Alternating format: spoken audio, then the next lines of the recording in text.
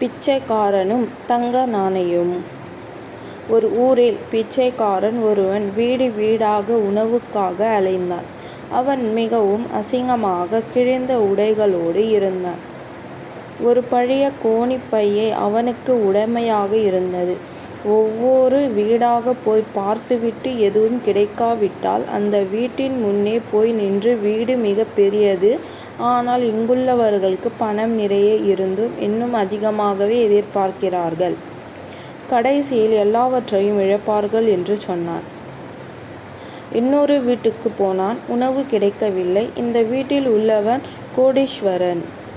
ஆனால் இருக்கிற பணத்தில் திருப்தி அடையாமல் சூதாடினான். கடைசியில் எல்லாவற்றையும் இழந்தான். எனக்கோ கொஞ்சம் பணம் கிடைத்தால் போதும், திருப்தி கொள்வேன், அதிக ஆசைப்பட மாட்டேன் என்று அந்த பிச்சைக்காரன் சொன்னதும் அதிர்ஷ்ட தேவதை அவன் முன்னே தோன்றியது. நான் உனக்கு தங்க நாணயங்கள் கொடுத்து உதவுகிறேன் என்றது தேவதை.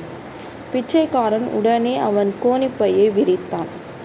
அப்போது அதிர்ஷ்ட தேவதை, கோணிப்பைக்குள் விழுகின்ற நாணயங்கள் தங்கமாக இருக்கும், அவை நிலத்தில் விழுந்தால் தூசியாகவிடும் என்று சொல்லியது. பிச்சைக்காரன் மிகுந்த மகிழ்ச்சியோடு இருந்தான். அதிர்ஷ்ட தேவதை கோணிப்பையை நிரம்பியதும் தங்க நாணயங்களை கொட்டுவதை நிறுத்தியது. உன் கோணிப்பையில் இருக்கிற நாணயங்கள் உன்னை அரசனை விட பணக்காரனாக்கும், அது போதும் தானே என்றது அதிர்ஷ்ட தேவதை. போதாது, இன்னும் வேண்டும் என்றான் பிச்சைக்காரன். அதிர்ஷ்ட தேவதை மேலும் சில தங்க நாணயங்களை கொடுத்துவிட்டு, உன் கோணிப்பை இதற்கு மேல் தாங்காது என்றது. பிச்சைக்காரன் இன்னும் கொஞ்சம் வேண்டும் என்றான். அதிர்ஷ்ட தேவதை மேலும் தங்க நாணயங்கள் கொடுத்தது. மறுவினாடி கோணிப்பை கிழிந்தது. அதனுள் இருந்த நாணயங்கள் கீழே விழுந்து தூசியாகின. அதிர்ஷ்ட தேவதையும் மறைந்தது.